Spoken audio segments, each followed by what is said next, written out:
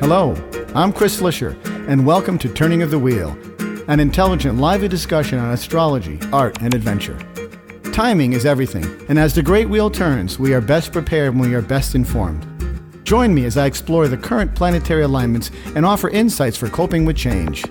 Educational, informative, enlightening, the Turning of the Wheel is a welcome pause in your daily swirl of constant change. Through intelligent discourse, inspired guests, and educational segments, I will help to enlighten your knowledge of astrology and guide you to accept change as the great wheel of life turns. Call in with your questions and speak with some of the greatest visionaries in the time-tested practice of astrology.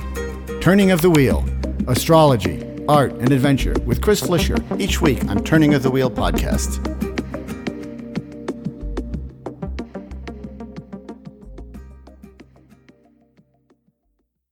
Hello and welcome to Turning of the Wheel. As you know, this is a show about astrology, art, and spiritual adventure, but my main focus has always been astrology since I first started the show 13 years ago, which seems hard to believe it's been that long, but it has been that long.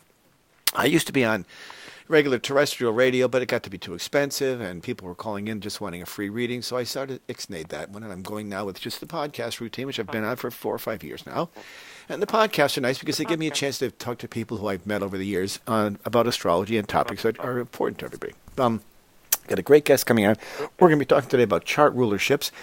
And before we get started, I want to remind you about my newsletter. My newsletter goes out every Sunday afternoon. In there, you'll find a couple of paragraphs of mundane astrology for the week to come, which applies to all of us on this great big planet of ours.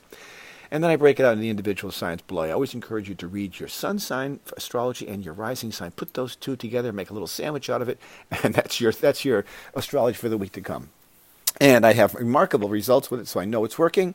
I know people are pleased because they got huge numbers of opens, and it's what I do. So, and if you like it that much, you can even contribute to helping me keep the great wheel turning by donating through PayPal to me. It's very simple. A lot of the links are on my website, in order to chrisflisher.com or turningthewheel.com. Every little bit helps, and I'm a self-funded entity. I'm sort of like NPR of Massachusetts, so help me out if you can, folks, and I'd really appreciate it. And that's what keeps the great wheel turning. Anyway, let's not be aiming there anymore about that. My guest today is Marguerite Manning, the one and only, my Gemini friend, who is calling in today, and we're going to be talking about chart rulerships. Her website is Marguerite Manning, MANNING.com, MargueriteManning.com. Welcome to the show, Marguerite. It's always fun to have you on. Thank you, Chris. It's like coming back to one of my favorite playgrounds coming on to your show. Thank you so much for having me. Your really. favorite playground. Well, we always have a good we have a good rapport with each other. We have a lot of similarities in our charts. And so we have the great idea. And we also have the generational appeal, too. So we have that view of what astrology is like through the historical lens. And so it's very interesting. Now, you and I both have Virgo rising, which means that we have that eye for detail. We have that. And I think what's important about the rising sign, I've made this comment before, I'm sure you agree, is that it really is the mask we wear. I learned that phrase from my old friend Jean Avery years ago. It was a wonderful astrologer. Oh, I love Jean. Yeah, she was great. I met her.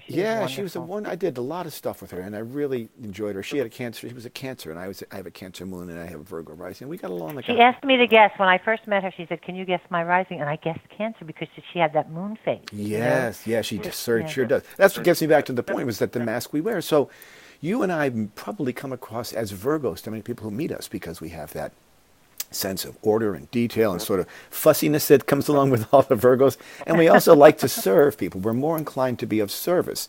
And this rules my chart, and it rules your chart. And look at the work that we do. We communicate. That's our job. Exactly. And in a way, teaching what we know, too. Absolutely, in a sense. That's why we come across as more clinical, probably, than our sun signs would really say about us, is that it's that rising, it's that lens through which people see us. Yeah, and I think that's an important distinction, because as people get to know you further, they probably would say, well, maybe she's not exactly that. She's something else, and there's more to her than that. I'm a little bit more flaky than a Virgo, and you're probably a little bit more fiery than a Virgo. I am. I'm all over the place many times, and I'm back and forth, and I probably talk more than a Virgo, although not much more. But I agree with you. I think that's really important, and I always say that to people.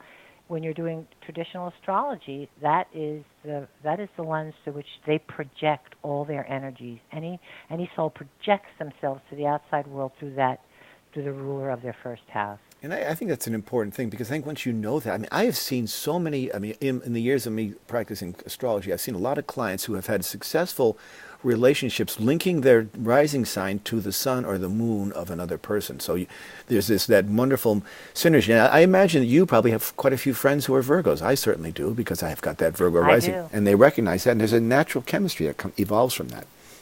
And you know what? I think personally, Virgos get a bum rap about a lot of They things. do. They come across as a know-it-all when in fact they're just trying to share what they actually really do know. The rest of us pretend to know it, but they do know it. Mm-hmm. And so they come across that way. And I'll bet you get what I get from most of them. Oh, you get me.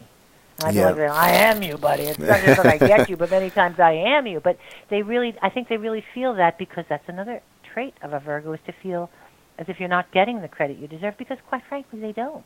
Well, they're considered to be a mutable sign, and then they typically rule the sixth house, and that's sort of the house of service. And so we are the people, oftentimes the Virgos in the world are the people who are propping up the major players up front. They're sort of the background people, but without the background people, stuff wouldn't get done. So it's important to have those background people. You have to have those support people there. And they often are the unsung heroes. I've been doing this show for, like I mentioned in the opening, 13 years now.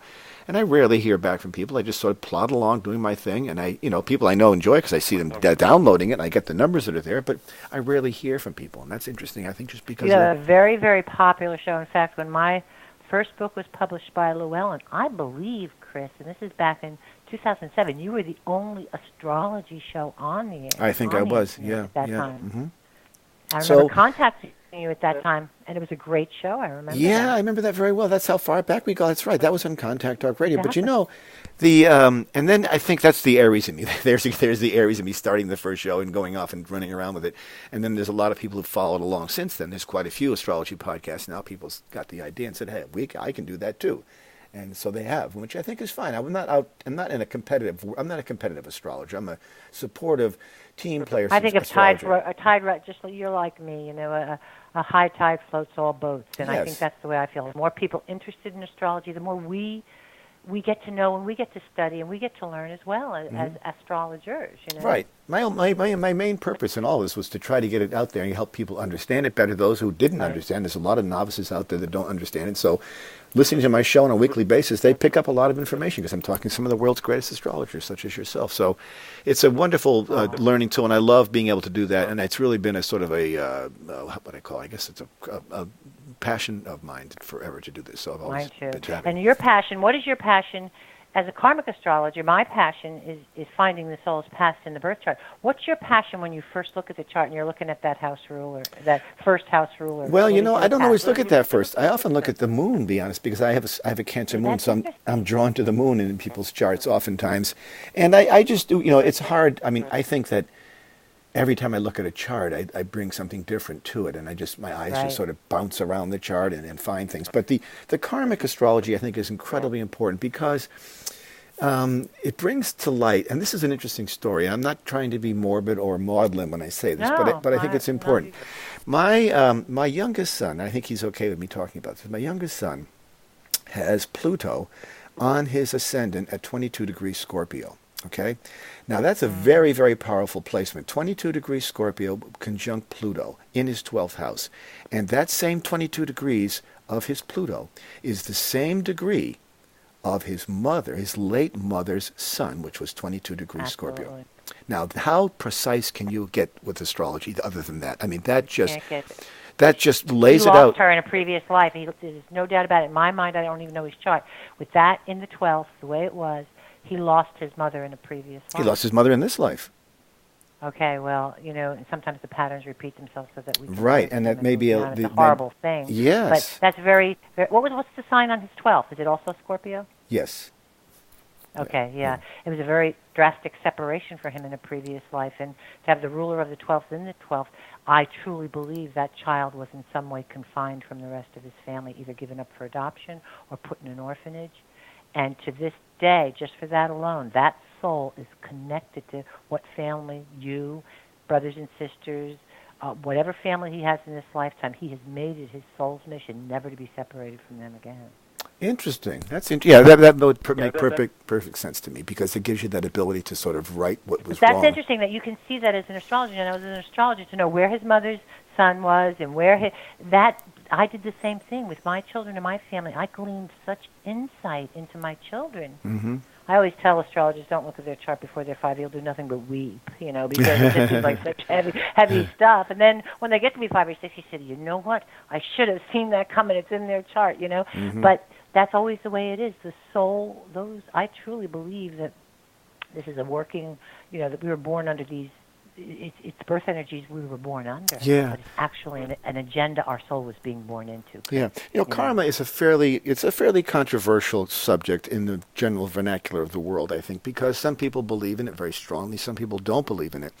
But it does make sense. I had a guest on a while ago. I think it was we were talking about the human design system, which is a variation of astrology, and it incorporates a lot of other modalities as well, with the Kabbalah and the I Ching and stuff, and it comes up with a composite chart. And she was saying that there's this study of epigenetics, which a friend of mine, Tad Mann, also works with, and it has to do with our past lives and the tracing of DNA. And apparently, they can trace DNA back 14 generations. And so there's strains of our personality that are drawn from 14 generations back. Now, why they came up with the number 14, I have no idea. Maybe that's as far as the DNA has allowed them to go through. So that sort of provides a scientific foundation for why karma actually could exist and perhaps does and probably does exist. Don't you think that's possible? Absolutely. When I was doing the research for my very first book, the one that well unpublished, Cosmic Karma, I did that exact study. Do you believe in karma? No. Do you believe in heaven and hell? Oh, yeah.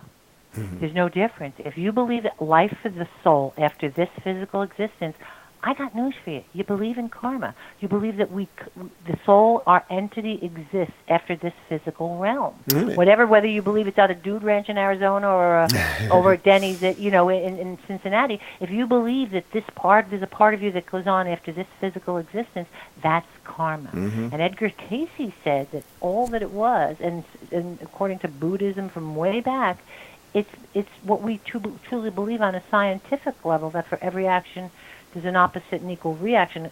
Some of our churches that we grew up in try to make it like punitive and it's punishing to us, but it's not. Mm-hmm. Energy we put out, we must face.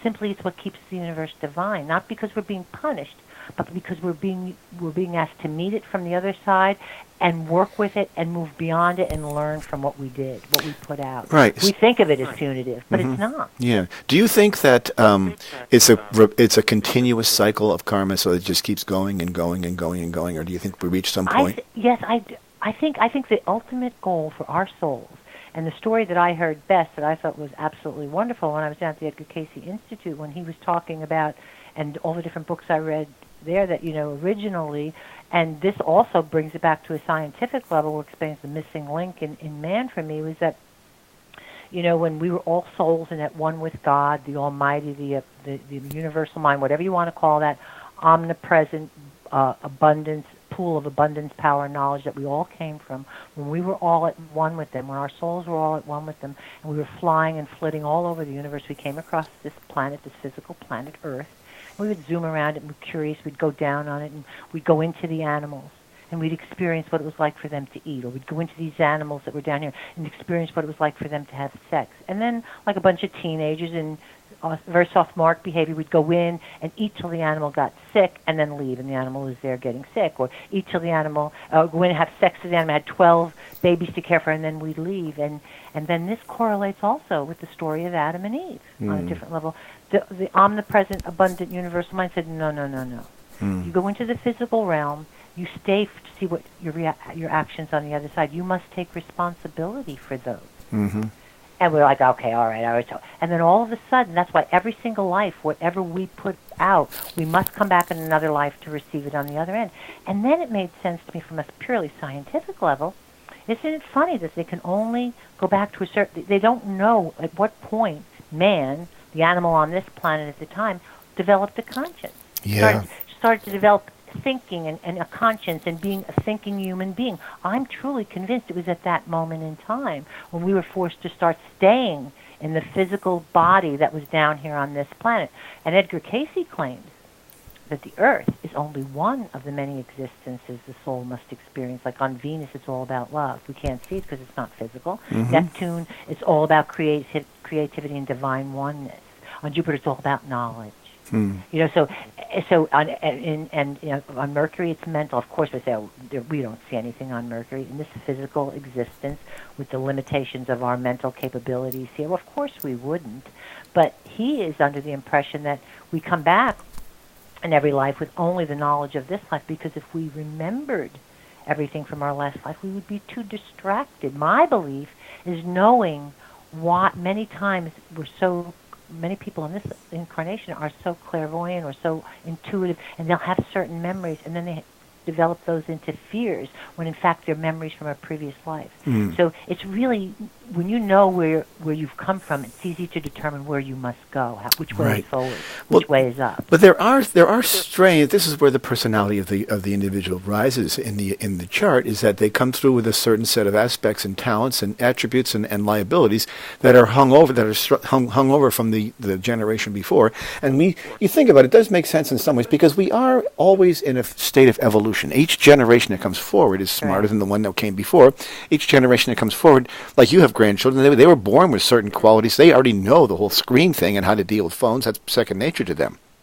They almost came into this planet, into the earth here, with that being technically and media savvy, with foreknowledge of all that, and that sort of explains, accumulated intelligence, accumulated personality traits would necessarily show up, and would absolutely make sense to show up. I'm sure I have characteristics about me that my grandparents had, and as you too. But we come through this long strain of this collective DNA that brings us to this spot, which explains progress, which explains evolution, which explains our, coming to consciousness in a greater level. I think it's fascinating.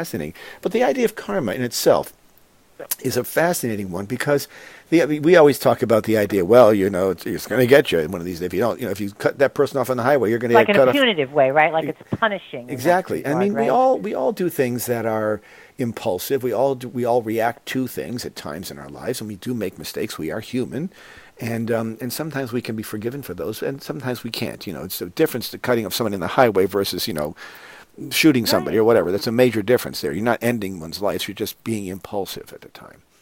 But even so, even if that were the case, even if you knew somebody who murdered somebody, and that's why they say we should have judgment.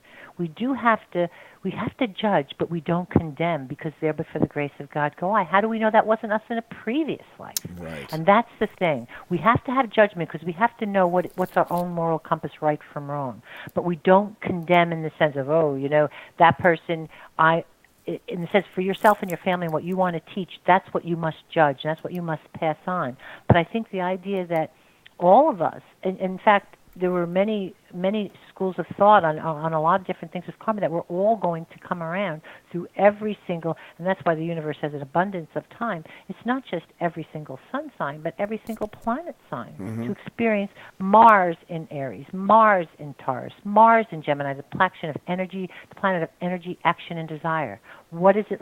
You have to experience what that feels like to be that kind of. What makes you get up off the couch and get into the game? That's your Mars placement. So Mars in every single sign, you have to experience that before you can go back to this oneness. You have to experience the total physical realm before we can go back to being total spirit. And I think ultimately that's what our game, the end of our game here on Earth is to get back to total spirituality. And that's going to take us a few eons to get that done. So the more compassion and empathy we have for everybody, the better off we'll be. See, and I love that idea, because of compassion and empathy, I think, are two things that are sorely lacking in the world today. I mean, it's so obvious. I was in just trying to get into line in traffic the other day, and somebody got really mad at me for just trying to. I got into the wrong lane. I was just trying to get into the lane, and they got mad at me. And I said, "This is not the way we used to be. People used to be polite. They'd wave. They'd not let you in. Yeah. We're getting this division now. We're getting this." And I think that one of the greatest gifts I think that astrology and understanding the chart can bring to us is the level of tolerance for others, because we can see that they're born with a certain set of traits and aspects and liabilities and assets, and we acknowledge them, accept them as they are at that level. Then we have reached a place where we have harmony, because we're accepting of others. That's a very hard quantity to get for people, it seems like sometimes. And it's really important because just take it, for instance, Mercury, natal Mercury, or from a karmic perspective in the birth chart, the story is always in the stars for me. The sign talks about the soul's past.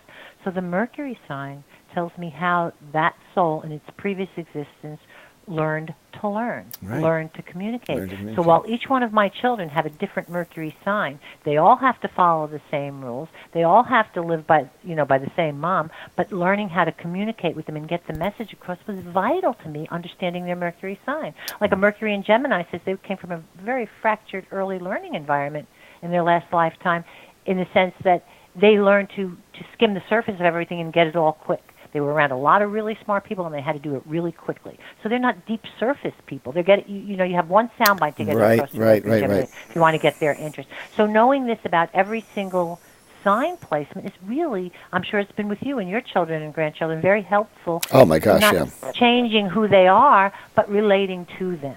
Yeah, not change. We can't change the chart. People often say to me, "I don't like being this. I don't like being that." I'm saying, "Well, I'm sorry. That's what you are. You just got to learn to accept it." And the more you fight that stream of saying who you are, the harder your life is going to be. You're better off just jumping in the water and going with the flow of whatever sign that you are. You cannot change that, and so embrace it and enjoy it and love it rather than trying to change yourself. But I know what you're saying. The details are there, and especially with the chart rulerships, we get a certain sense of who the person is. We get a sense of, their whole, or it's sort of like it's the first layer of the building. It's the foundation of the whole thing, and then the building. Absolutely, and in karmic astrology, Chris, because it's the ruler of the 12th house for me versus the ruler of the first, that tells me the personal karmic sacrifice in the last time, the vital and defining part of the soul's persona that had to be denied in that lifetime in order to survive the unbearable emotional reality of their karmic yesterday. Mm-hmm. So what they suppressed in their last lifetime now is bubbling below the surface, just waiting to be reclaimed in this one. So, like for instance, with you and I, but primarily with you, with Leo on the 12th, the sun is the ruler of your karmic chart for me, and that's always an authority or a rising star in their past life, who your celebrity was almost attainable, but your personal distinction on some level, artistic usually, it had to be sacrificed. That you were forced to conceal your inner artistic phenom and relinquish your powerful birthright in some way yesterday. And as a result, you're much more influential, proud, maybe even bossy than you appear today, but you have hidden strength in like superior management skills, instinctive heroism, and tremendous willpower. But in that life, you have a karmic tendency from that life to unconsciously avoid positions of power, authority, and even artistic acclaim by suppressing your creativity, taking on family dramas that aren't yours, or attracting unhealthy romances. And that's the both of us with Leo on the 12th. But it's almost like we have a great fear of the responsibility because there was some kind of fall from grace in our last lifetime that left a bad taste in our mouth about being an authority figure or about being a celebrity. So we're reluctant to do that again. Right? Exactly. Yeah. Exactly. Or they see, because now once you know that, once my clients or people in my life know that, say, you know what, that's not a portent of things to come. It's what you said you wanted to do in this life. You said you wanted to reclaim that star power. You want to be that somebody. You were supposed to be somebody in the outside world yesterday, and now your soul is kind of just sticking its toe in the pool and kind of skirmishing around the edges, not really diving in. Well, I did so. I mean, I have done all that you just got through saying. I am an artist. I did create a huge body of work. I still do have a lot of artwork left in me. I do this radio show. I do write a column. All creative ventures that were probably suppressed in my past life. I think that's absolutely true. Exactly.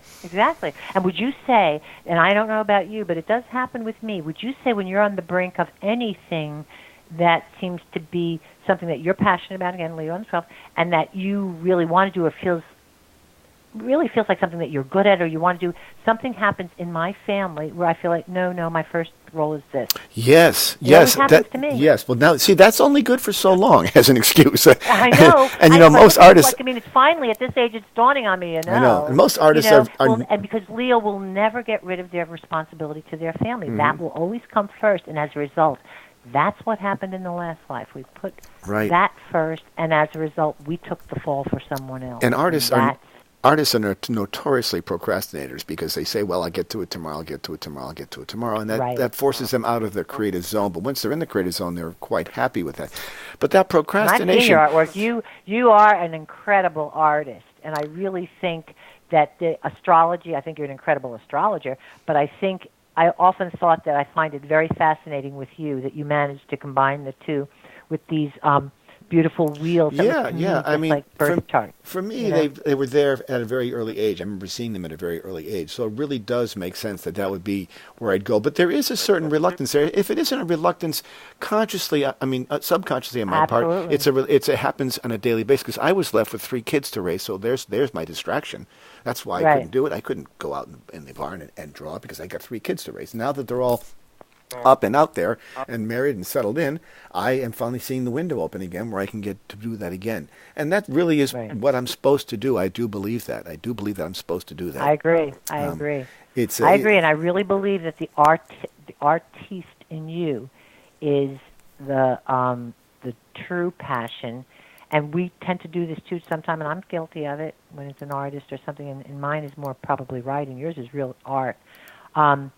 Well, art is definitely what's going to make the most money. Yeah. What we need to survive. What will, and that's not what it's about. It's about that passion that's going to take you to that star power, that tap into that star power. And I can't lose that. We have the responsibility of other places, and that's our struggle. Well, the thing is that it is a struggle, and if it is what we're meant to do, and we are following our true nature, our true soul's purpose, which I believe I am doing in this case right now, if that is, and I think a series of events lined up. I mean, do you remember the movie Slumdog Millionaire? Did you ever see that movie?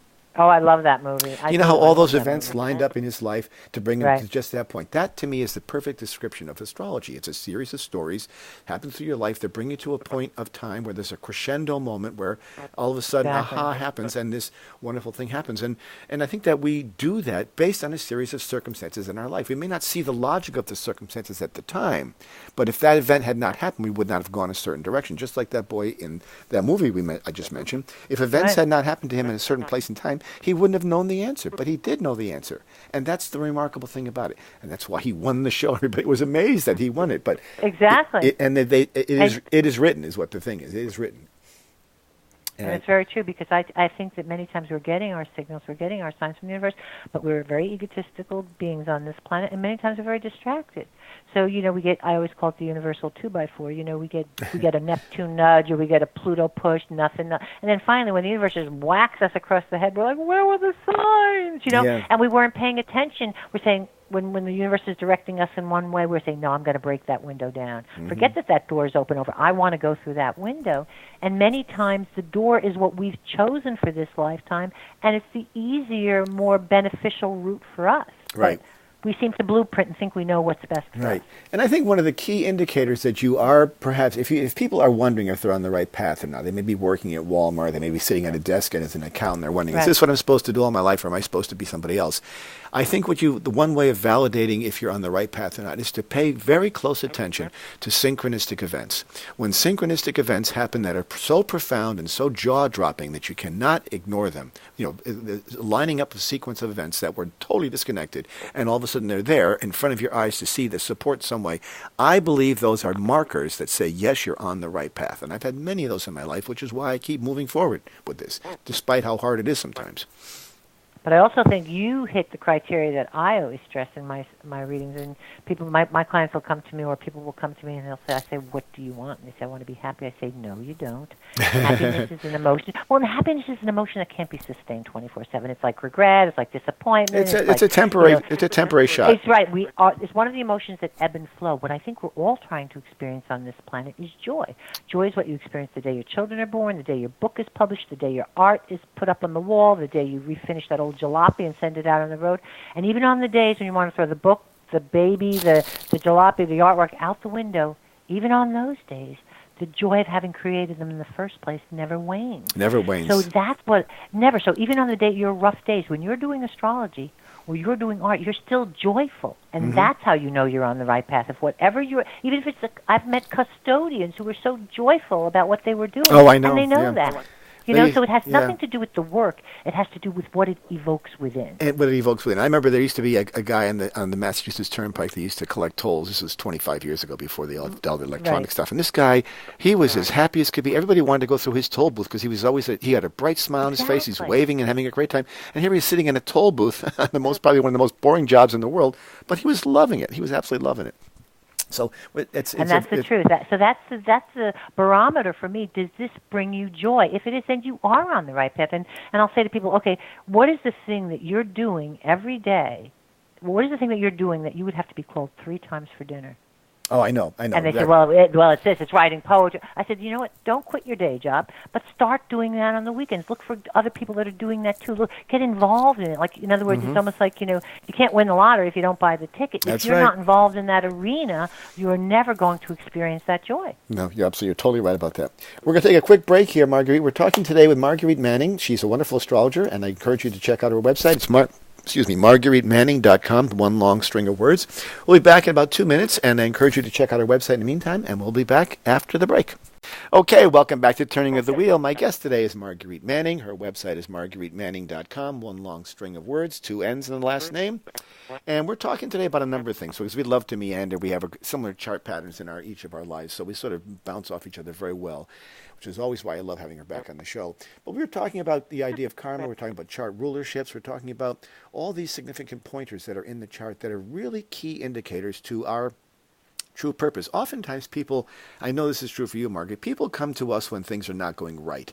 They come to us when their marriage is falling apart, their job is going down, they have no money. They come to us and seeking solace and comfort and guidance from the knowledge of their charts.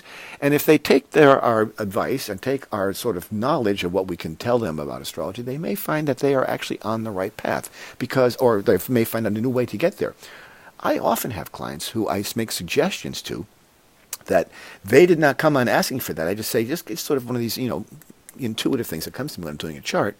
And I'll say, wow, have you ever thought about doing this? And they'll say, I never did, but that thought has crossed my mind. So we know that this stuff works. And if people follow those cues, like you say, don't quit your day job, but pick up this hobby on the side, pick up this passion and run with it, because it really is who you're supposed to be and what you're supposed to do.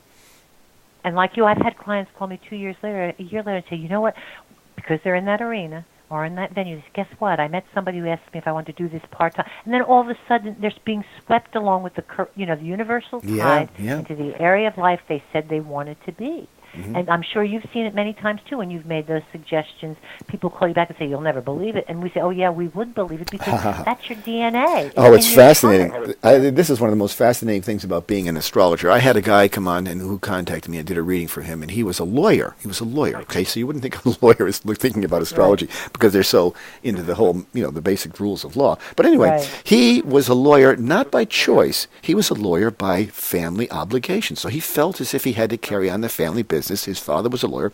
He had to step into business and do that. But he was miserable. This kid was not happy to save his life. And he contacted me late. And I said to him, well, he had a strong earth chart. I said, have you ever thought about being creative in some way working with earth? And he said, I've always loved pottery. I said, well, why don't you look into going into pottery? So lo and behold, once his student loans were paid off, this guy went on to become a potter, turned his back on the law business, which would have been a very lucrative business, and he's now throwing mud on a wheel and making pots and is probably as happy as he ever could be. So that's...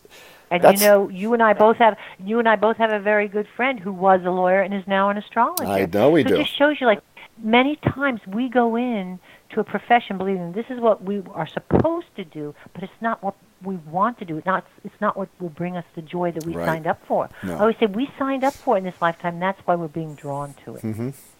And, I think in the case of that client I had, this was pressure from the outside to do this. And so, that's not even their choice. That's sort of something like they're being pushed. Now, we all have obligations as we grow up. We hit our Saturn return, and it's time to buy the house. It's time to have the baby. It's time to get the good job and put the kids through college. And so we do that for a period of time. And I believe that when we hit the second Saturn return and all those obligations, theoretically, and I'm just speaking in very general terms, are out of the way. The kids are usually out of the house. They're on their own Saturn return by that time. And we come to the point in time in our own personal lives where we say, okay, finally, and I think this is true for many people, we finally say, okay, I've done all the heavy lifting. I paid the bills. I got the dentist. I got the braces for the kids and everything else. Now it's time for me to open up my treasure box, and it really is an obligation in some way to explore that part of your life, especially in the second Saturn return, 58, 59 years old. People should really start looking at their lives through a different lens and say, maybe I can be a gardener, maybe I can be a painter, maybe I can design jewelry, and do all the things that they really want to. It's sort of they sort of have to fulfill that karmic, again, getting back to that karmic sort of marker that's in their chart. What I was going to say to you is that you're absolutely right in what you were saying. I think that was very profound in that regard. It's just amazing how when you can understand this tool of our trade, the insight that you can glean. You know what I mean? Mm-hmm. And I think that it benefited that person. I think that person in particular was incredibly his inner soul was validated or verified that yes, I am on the right. This is what I'm supposed to do. I'm not supposed to be a lawyer. I'm not supposed to be what my father wants. And I think that this is one of the reasons I think that astrology would be the most valuable tool of all times for a high school, college guidance counselor, because you could probably tell, if you're astute enough and well-educated and versed enough in astrology, you could probably easily tell the person that they are probably not meant to be a lawyer and they should actually be doing something else that's different. You could see the points of the chart that pointed to their real purpose. Well, I'll tell you what, Chris, I have 2 therapists. I'm talking about clinical, therapists with degrees that will run charts by me in regard to Chiron.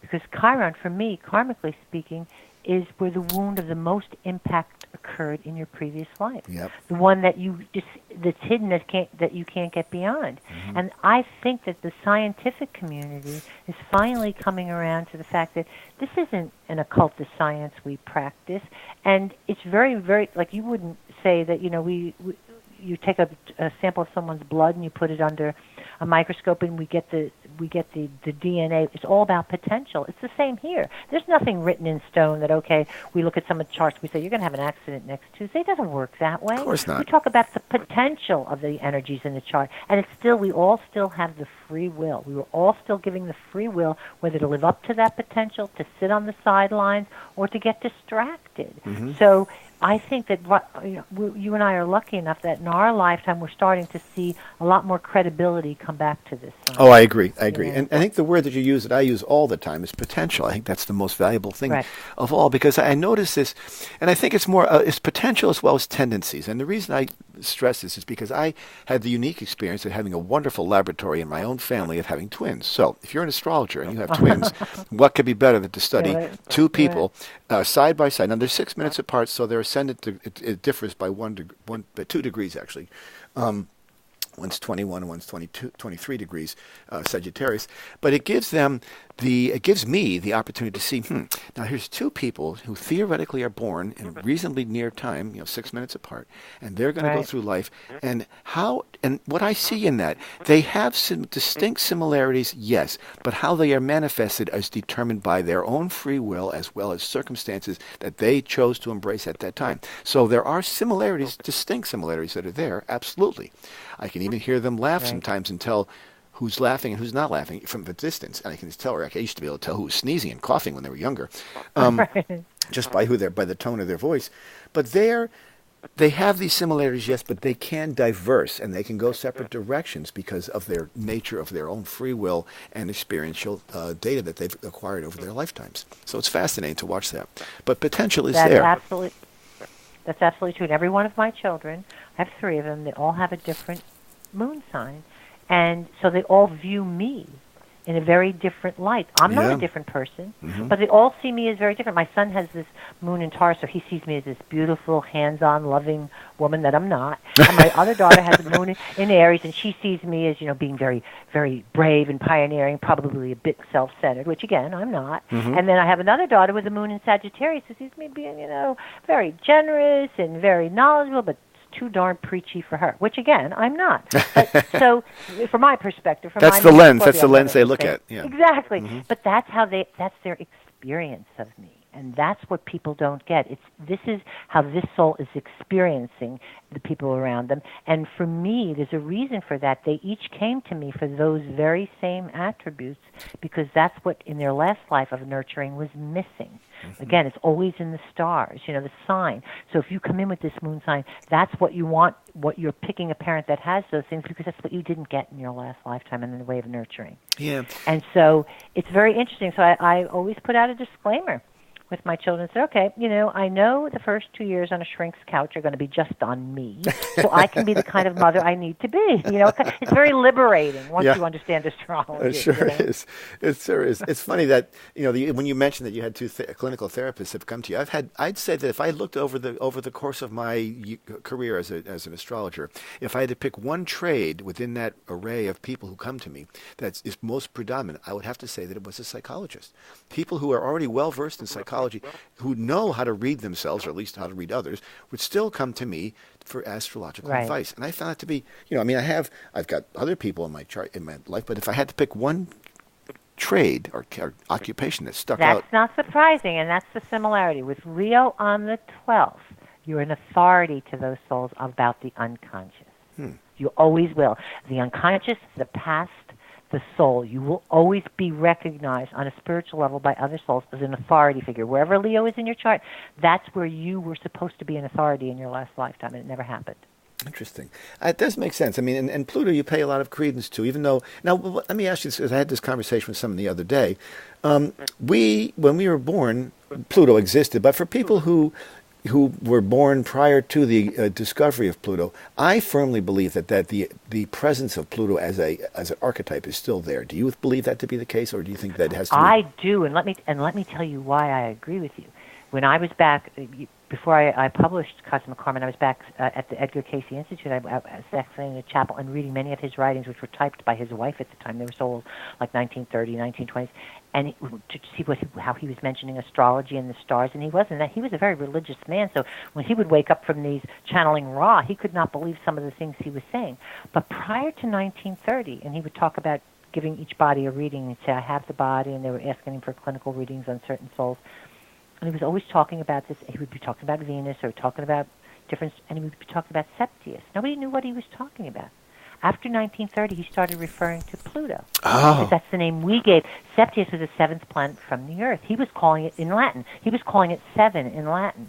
Huh. And after Pluto was discovered in 1930, that name is missing from all his readings, and he starts referring to Pluto, the impact Pluto had on the energy, on the natal energy when the soul came into the world. He was acting like, and that's where I got my outline for Cosmic Karma, and when Llewellyn published it, he was acting like this was the agenda the soul picked, and what these stars and the moon, where everything was placed, is kind of a playpen, keeping this soul on track for what it wants to do in this lifetime. Right. And I think on a greater level, on a mundane level, the discovery of Pluto is a marker or an indication of our ability to evolve to the theme and the archetypal energy that's represented by Pluto.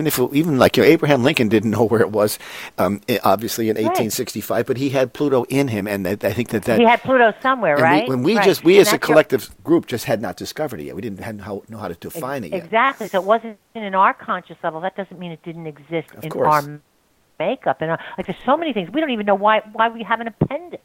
Right. So that doesn't mean it doesn't exist. It had a function at some point. And that's what I say. I think man can be so egotistical that in hard science, if we don't understand it, it has no value. And that's absolutely, to me, ridiculous. I will never believe Pluto is a minor planet. To me, Pluto is always our wise use of power. Not power, power struggles or little power plays. It's life-changing power. That's why it's inheritance. That's why it's blood supplies.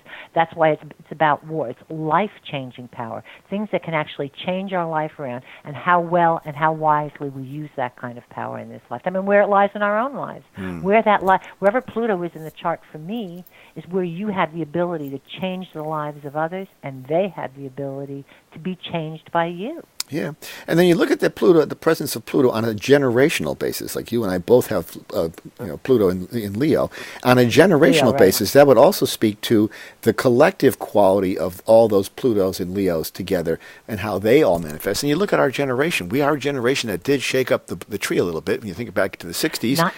Absolutely. And I believe on a karmic level, because we all have Pluto and Leo, and this is what I talked about in my book, Sign Language, that all of us, were on the planet at another time when something powerful like a war or a plague or something powerful changed who we were, actually defined our idea of life and death. Right. And that's why we probably came into this world saying, hey, let's live it to the fullest. Life is short. We looked at these baby boomers that, we didn't take anything seriously when we first came into this world. But I believe we shared a common event that shook our world. I do too, and I think that was the Pluto-Uranus conjunction in Virgo back in the 60s when we had this explosion of art and a radical departure away from the norms, and that was a revolutionary time that still resonates today. I mean, we see that all the impact of what happened in the 1960s resonating through. Now, granted, things got put on pause as the Wall Streeters in the 1980s came along, but ultimately there's still that underlying energy there that I think has brought the world of spirituality to a higher level, that brought things to astrology to the common table. A lot of these esoteric sciences are reaching a mass traction now because of the fact that we brought them all to light at that time. That was a major accomplishment. That was a real huge diversion from what had happened prior to. Absolutely. And would you agree or be surprised if you were to learn? And I'm not saying this is the case. This is one of the things I'm studying now, that everybody that came into this world in that time frame with Pluto and Leo might have been all people that in some way were around during the Civil War. Oh, I believe that. Brother and father fighting against you, losing everything over what? Yeah. Over what? Right. In the sense that these people were supposed to be, these people were supposed to belong to the same group, and look what they did to each other. That's interesting you mentioned that, because as a child, I was totally immersed in the history of the Civil War. I've got more books about it. I have such an aversion to that time period, and so I'm not, each soul can react differently. But yeah, I really agree with something earth-shattering like that for that generation, that we came back, we saw something that was really drastic.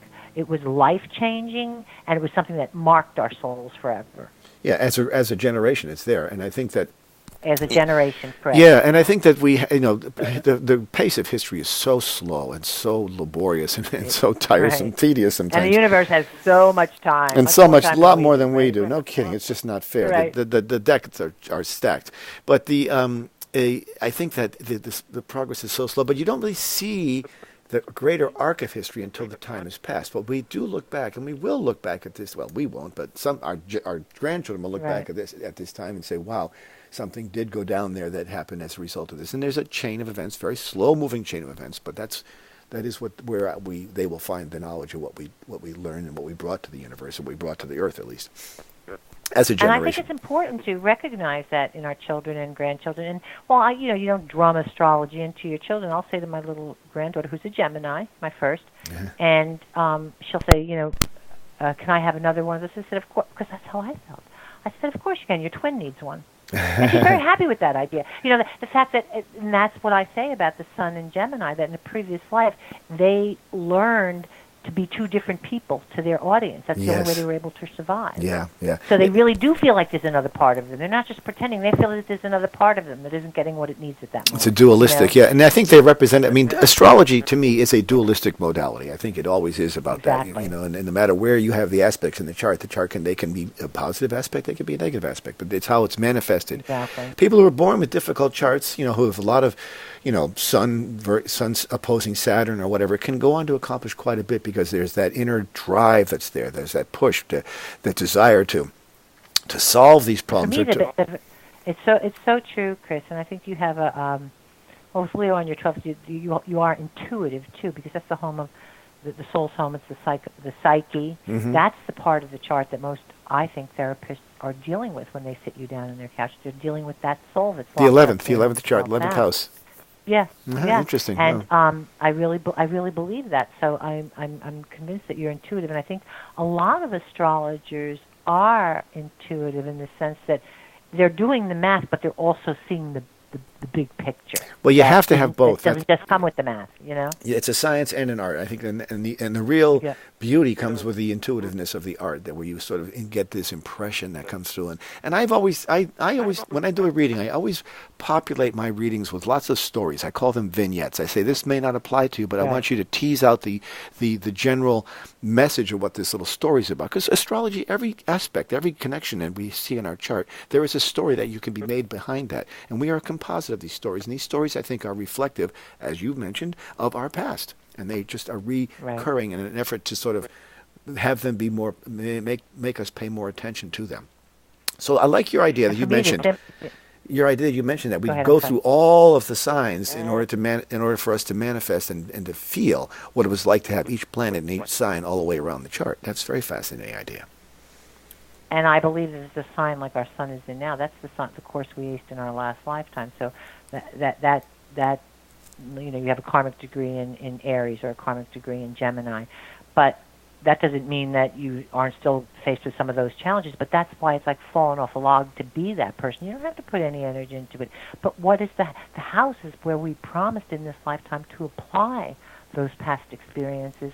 And when my daughter was very little and I was working on the chart and tried to explain that to her, and I'm saying that that's where the heavy lifting must occur, where the house is. So, for instance, if you have an Aries sun and it's in the 4th house, you have to be a force to be reckoned with in a very positive way. You have to use those Aries energies in the way of domestic security or emotional stability or the roots or the history for your home front. And my daughter came up on my chart and she said, and this is somebody with an Aries moon, and she says, but that's not something that people would want to do. That's the heavy lifting. That's really the hard part, is the house placement, because it's the promise. So she sees my 10th house sun. She goes, oh, you have to be somebody in the outside world. I said, that's not anything I want to do at all. Again, the responsibility. I don't want it, don't care for it. I would much rather be behind the scenes. And she made a comment. I said, I have to write a book like that. She said, oh, the grass is always greener in somebody else's sun house. I said, exactly.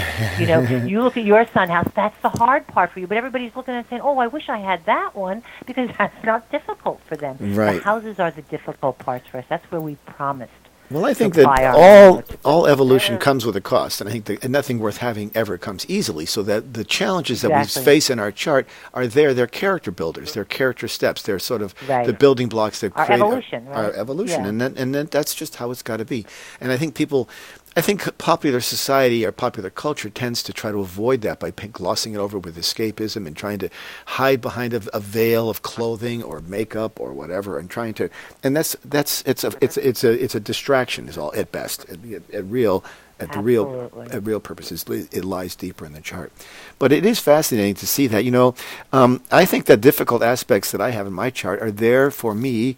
And I think what oftentimes people do is they find they realize they have these difficult aspects, as you probably know your own, I know my own, and we sort of thrust ourselves into situations to sort of find an answer to that and resolve that. And those I think can be resolved by how we engage with people. If you have a difficult aspect to Chiron in your chart, you might use your relationship with people to try to flesh that out and to find the definition of what that may be. If you've got Chiron in your 4th house, you've obviously got some sort of lingering damage but lingering feeling that happened to you when you were a child. Residue, I call it. Residue is a much better word. Yeah, residue is I love that word. It's a residue that you've got to sort of clean up and face and work with to get through that. And I think it's not always fun. But whoever said life was fun? I mean, the book I often quote is The Road Less Traveled by M. Scott Peck, one of the great books that saved me during a very difficult time in my life. And the very first sentence is, life is difficult, period. And it's just so true. Well, what's interesting to me, and you're talking about aspects, is for me, in karmic astrology, the closest hard aspect to your 12th house ruler, which in my case would be the sun, the closest hard aspect is the most challenge. Is first of all, it's what kept you, what was constantly in getting in your way and challenging you, forcing you to be better in your last lifetime, but actually obstructing you. So you came back in this lifetime with that same issue to some degree, and now it's being provocative, provoking you to move past and not letting that disable you or debilitate you the way that energy did in your last lifetime. Yeah. And what I find interesting about your chart, the closest hard aspect to your sun is Chiron in Capricorn in the 4th. No So in kidding. your last lifetime, it was a father figure on the home front or an authority figure on the home front that was all concerned about what would the public think, what would the world think, what about our outside image, that kept you from being the nurturer and having the kind of family you wanted to have in your last lifetime, being the kind of force on the home front that you wanted to be in your last lifetime. So, fast forward, you just mentioned that, you raised these kids all by yourself in this lifetime. Guess what? You got your shot at it. Yeah, that's sort of a way of rectifying. That's sort of a way of, Yeah. of I would say not literally, but righting a wrong, if you want to consider it that way. Right. Or bringing out you what you were never allowed to be in that last lifetime. Not the same sort of, and and it's funny because I always wanted a brother when I was younger. I had a sister. I always wanted a brother, and I ended up with 3 boys. And I have no Earth in my chart other than my rising sign, which many would argue is a very significant placement. But all my sons are Earth signs. So I got 2 Tauruses and a Capricorn, and I find that to be. I think that's just poetry. I don't know what else to call it. I agree with you. It's astrological poetry. Yeah. Because they fill the voids that I don't have. I agree with you. Yeah. I was a Gemini. My mom was a Cancer. And for a Gemini and a Cancer, like, you talk about the emotionality of my mother, always coming from that point, me like, just the facts, ma'am, just the facts. So my first child, guess what? A Cancer. Here I am sandwiched in between 2 Cancers, and then my first child, my first granddaughter, is a Gemini. Wow, so my daughter's going through exactly what I went through. Yeah, the family sandwiched dynamics. Between 2 Geminis. And it's just exactly. incredible. So it's obviously fun to look at sometimes. No, it is. It's fun, and it's fascinating because when you get these, especially when you get like a partile kind of connection. Like my youngest son's moon in his chart is 12 degrees Aries, and that is the same degree of my son. So here he is. He's 9 years old. His mother dies. He's got a 12-degree Aries moon. I've got a 12 degrees Aries sun. Guess what? I partake the role of the mother and the father with that degree. Absolutely. And that was funny? exactly well, not funny, but we know that. But it's also that he identifies on a very emotional level with you in regard to whether he's aware of it or not, or even you are. He patterns it like you are truly his emotional role model. Right. He can gauge whether or not to be frightened, upset, based on whether you are. Exactly. Unfortunately, that you don't choose that role for him, but that's who you are for him. Well, yeah, and I probably become his closest form of security as well. There's a sense of nurture, security. Who do I run to when my car doesn't start? It's me. Right. Who do I run to when I have no more money? It's me. I understand all those things. The beauty about that with the moon in his moon in Aries right on top of your sun, you're his champion. You'll always be his hero, and that's kind of good for the ego too. Well, it is good. I mean, and that's the way I viewed my own father. I viewed my own father as a champion, as a hero. It was just one of the things. I think it's very common, depending upon the circumstances, because I had to step in and fill that void. And it's one thing to. It was an incredibly difficult thing to me to go through. But when I look back at the astrology of the times, it all lined up. And could I have said when I was 18, oh, look what's going to happen to me when I turn 49? No, I couldn't have. I don't think I had that ability at that point in time to parse that out, because it could have manifested itself in many different ways. And I also think that people. I think charts. I've always used this example. People think I'm crazy, but I think it's funny. I always use the cuckoo clock as a example of how people evolve. And let me explain how this works. Cuckoo clock is made up of lots of different size wheels. So there's fast spinning wheels and there's big wheels that are turning slower. But eventually, when they all click into place, that bird comes out and cuckoos and announces the time. Now, just take that as an example of how people arrive on the earth with their aspects in their chart a certain way, and they may not manifest until they're later in their life, till 55 or 60 or 70 or whatever, even 80. And I always use the example of Michael Jackson. Michael Jackson, he's 5 years old. He's on the stage of the Ed Sullivan Show dancing up a storm. He hit a peak at 5. And then you take someone like George Bernard Shaw, famous English author, didn't get his first book published till he was 94. 2 diverse examples of arriving at a certain place in time, based just like Slumdog Millionaire as well. We have the potential there, but you've got to go through the mud and the hardship to get to that spot where the sun finally shines and you say, aha, I finally have arrived. I do believe that. And I agree with you, and I really believe that was the beauty in looking at my children's chart, because you can look at the chart of anybody and tell where their hidden talents are, what they've suppressed that they really wanted to do in the last life. And I said Beethoven was just fortunate enough to have a piano in the house. His father played. Mm-hmm. But what if he didn't? he would never have known what a prodigy and a genius he was till what, maybe 50. So I made a point of putting the pianos and putting the paintbrushes in the house if I saw it in the chart, even if I didn't do it, just so that there was an exposure to that. And that's where astrology can come in very handy when you understand what's going on in your kids' or your significant other's chart. Yeah, it's true. And all the experiences that they go through and the ones that resonate with them are sneak previews of what they should be. Like if I took my younger son to a concert and you're like, wow, that guy played great piano, and he ends up wanting to play piano himself, it's the exposure, like you say. It sort of opens up it lights up that aspect of the person's chart when they see that. Exactly, I agree. With them. It's just a fascinating thing. I have always been, I have to say, even all the years I've been studying astrology and working with it, I still always have a little voice in the back of my head that says, this can't really be working, but it sure does. And I always come back to that. And I think it's healthy to be skeptical. I think it's healthy not to swallow the Kool-Aid without thinking about it. And I don't.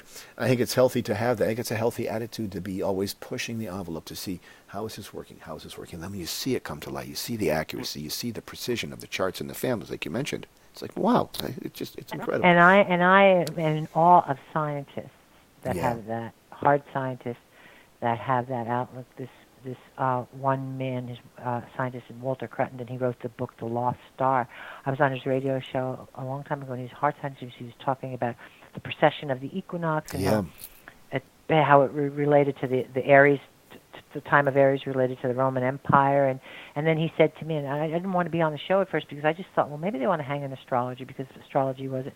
My editor said, no, they really want to talk to you. They read the book, and I went on, and he said, well, how do you feel, Marguerite, that the signs don't line up anymore? I said, well, first of all, we go by the seasons. I said, but I believe at one time when they first started astrology, that was their form of measurement. They looked up at March 21st, we were at 0 degree Aries. I said, but I really believe they don't line up anymore for a reason, because those signs are an indication of how we've evolved, the past. So what we're looking at, just what I'm picking up in your chart, are past energies. And this hard scientist, I was waiting for, he said, now, if there's only a way we can prove that. I fell in love with that man then. Yep. That's what you want. You want people that excite you, that say, yeah, let's look further. Let's explore this. Not, oh, that's ridiculous.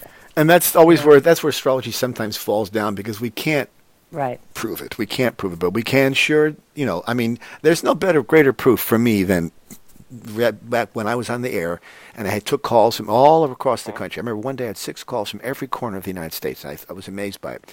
And I'm getting people's charts, and they're giving me their information. I'm bringing up their chart very quickly on the computer, and I start talking to them. And all of a sudden, they're like, yes, that's exactly right. How did you know? You can't. That's empirical data right there. And I even had people call who gave me the wrong birth time. And I started reading their chart. They said, that's not right. And I'd say, is that AM or PM? And they say, oh, wait a minute. Yeah, I got that wrong. So you rectify the chart, and then you start reading it like, oh, okay, now it makes sense. So that is validation right in your face. you can't make that up. Don't you do your best readings when you know nothing? Yes, about the I'd people? rather know nothing. Because it's like a blanket. Then you're relying totally on the math and the science of the chart. Yeah, I know. And you're not saying, oh, maybe I shouldn't tell them this because, No, I always say to people, don't tell me anything. I save the questions. I save your questions for the end. You want questions? I'll answer them at the very end of the reading, but don't ask me anything now. Just let me run with it, and just let the juices flow, and they do. So that's why it's amazing. That's absolutely true. I agree with you, Chris. That's anyway, so we always meander on our conversations, but that's what life is all about. Life is a meandering river, right? Exactly. And with you, it's so much fun going down that river. Thank you, Chris. Well, we can certainly spark off each other, and we keep the show going, which is wonderful. Anyway, we've run out of time, as I knew we would, because we are such chatterboxes, and we got through this very quickly. Right. And we had a few glitches there with good old Mercury in retrograde. We have to count thanks for him for helping us screw things up a little bit, but I think we'll get out of it. Anyway, Marguerite, always fun to talk to you. One of my favorite people of all times to talk to. Marguerite Manning. Right back at you, Chris. MargueriteManning.com is her website. I encourage you to go there. She's a fabulous astrologer, and she has great wisdom, and I encourage you to go there and buy her books. They're really interesting books, and you can get them on your electronic devices or in good old-fashioned paper. Anyway, MargueriteManning.com is your website. Marguerite, as always, thank you so much for coming on today. Chris, thanks a bunch. It was great being with you again, really. Take care. Bye-bye. Bye-bye now. You've been listening to Turning of the Wheel with your host, Chris Flisher. To schedule a reading with me or to order artwork, you may visit my website at www.turningofthewheel.com. That's www.turningofthewheel.com. Or you can call me at 978-393-1036. Thank you, And as always, be open to possibilities.